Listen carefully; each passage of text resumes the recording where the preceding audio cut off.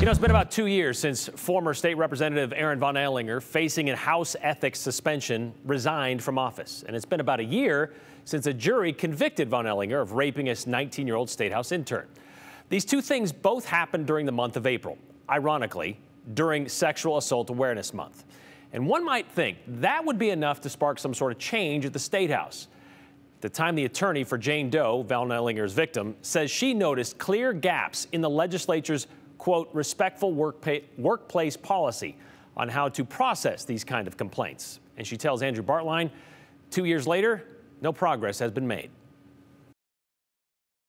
Ethics hearings to doxing to resignation, all ending in a criminal conviction. What played out at the Idaho State House after former state representative Von Ehlinger raped a 19-year-old state house intern was not normal. As far as all of the harassment cases I've ever dealt with, it was one of the worst. Erica Birch represents Jane Doe, the woman Von Ehlinger raped in March 2021. Through my representation of her, I came to see how the legislature handled this whole process. Certainly not asking for perfection, but I think some real gaps in the policy. Birch is talking about the State House Respectful Workplace Policy. It outlines how lawmakers are to act professionally, what constitutes harassment, and protections against retaliation. It's considered to be a necessity, do you think? Yeah, for sure.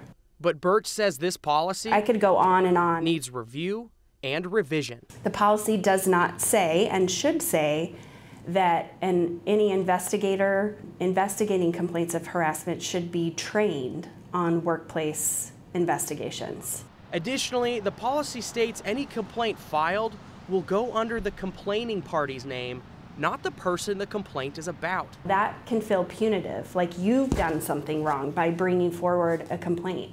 The legislature doesn't have an easy way of tracking when someone has more than one complaint lodged against them. We have high school age kids who are interning over at our legislature, and there's no reason to not have a policy that says, you know, as an elected official working at our state house, you shouldn't be asking out those teenage interns or volunteers. That's not in writing in this? It's not in writing. And had it been in writing, what happened to Jane Doe might not have happened.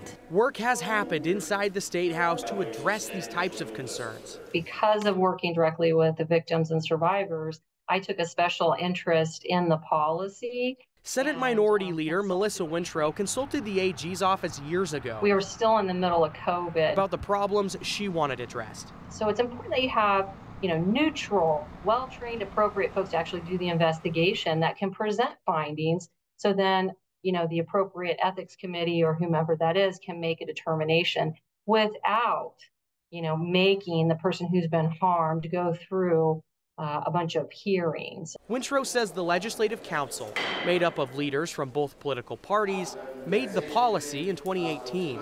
They would be in charge of any updates, too. I think that there are people who are very much interested in really how do we improve. It would be wonderful if our Idaho legislature was, held up as an example of this is how you can try to get it right. And you're not going to get it right in every circumstance, but we're trying our best to make improvements when we see that we need to make them. If there are no changes, that it opens the door to something like what happened to Jane Doe happening again. And that would be a tragedy. And it would be a tragedy that would have been easily preventable.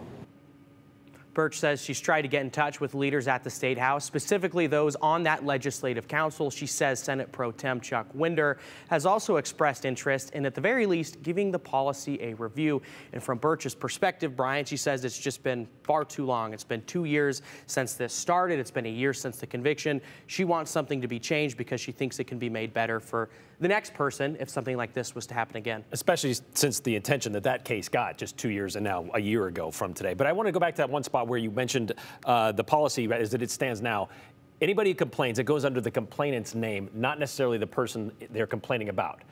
I can understand this policy of, okay, protecting somebody who's innocent until proven guilty kind of thing. But I don't know. Is that how that's supposed to work? Well, her concern with it is, let's say that there are 5 complaints against Brian Holmes. I don't know that if I look up Brian Holmes' name. Right. You would have to find the 5 people who've made the complaints against him and then connect those dots. So that's really her concern, is if there is multiple complaints against one party, shouldn't it be easy to know that, and shouldn't you want to know that? All right, we'll see if they do make some changes. Thank you very much, Andrew.